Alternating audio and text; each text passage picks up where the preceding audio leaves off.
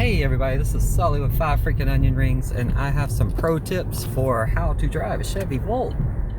And pretty simple, some easy tips that you may not know. First off, when you're slowing down, shift down into L. If you have any chance otherwise, shift to D so you can coast. And coasting barely regens.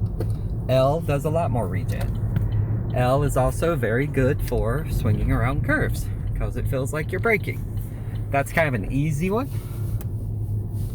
Probably my easiest. This is L, regen.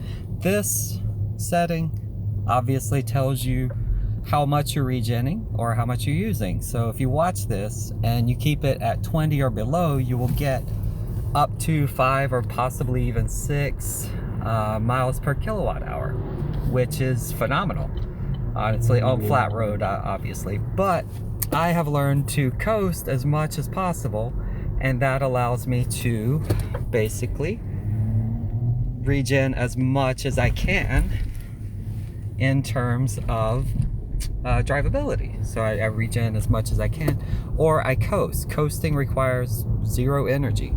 You do get a tiny bit of regen from it, but you also don't slow down. I'm not on the gas right now at all, gaining 0 because it's 54 degrees. And I'm coming up to a stoplight, and I will slow down into regen, which will get me 13 up to 40 or 60 kilowatt hours if I tap the brake slightly, which I have to do to slow down in time. That's my pro tip number 1. Pro tip number 2, this button is a tiny horn that's pedestrian, because I don't know if you can hear it, but inside the car you can't hear jack from the car because it doesn't make any noise. Pro tip 2, dee. Pro tip 3, I'm gonna have to jump over to my previous video, but pro tip 3 is this nice little umbrella holder, and it is awesome stuff. Love it. Pro tip 4,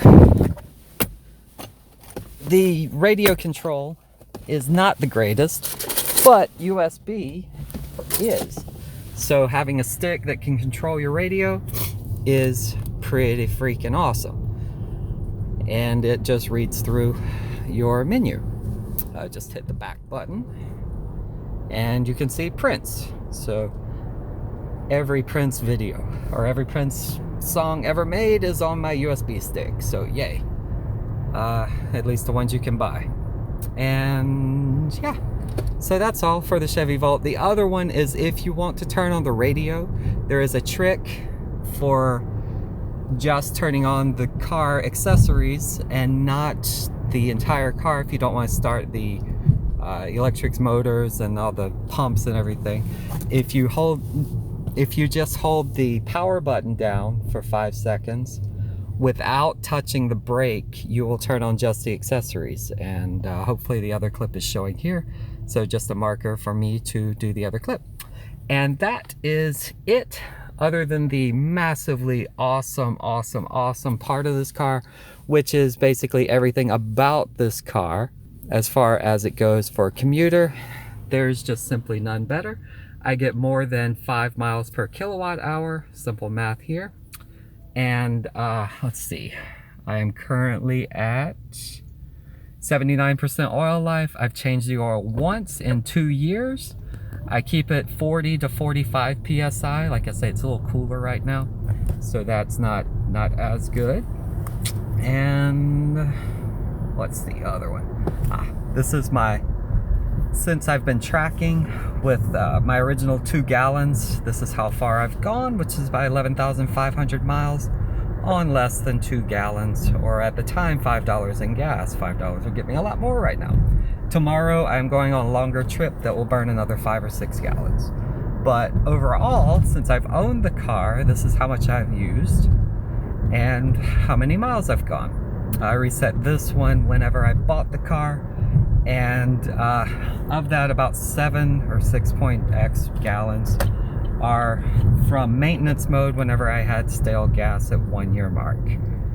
And the rest of the miles are from just outside my normal commute and a couple of trips that just burned a little bit of gas. So it's been doing pretty well.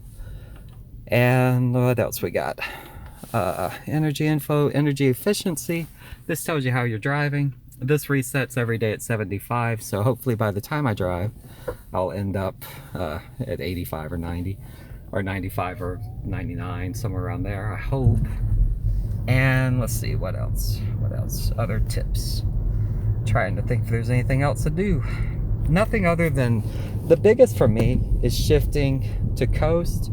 So if I'm going downhill, coasting, I generally drive home from work is mostly downhill, so I end up coasting a lot and I get much better mileage. Uphill is not.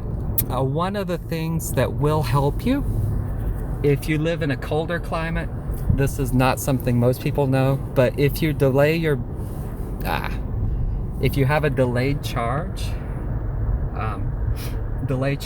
and you delay it to about the point where you want to leave, since charging will heat up your batteries in colder weather, that will prevent you from using more power to warm your batteries.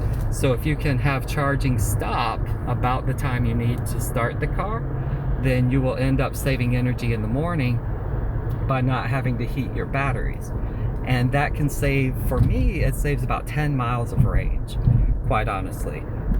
So I set my schedule on when I'm going to be leaving, which I reset it.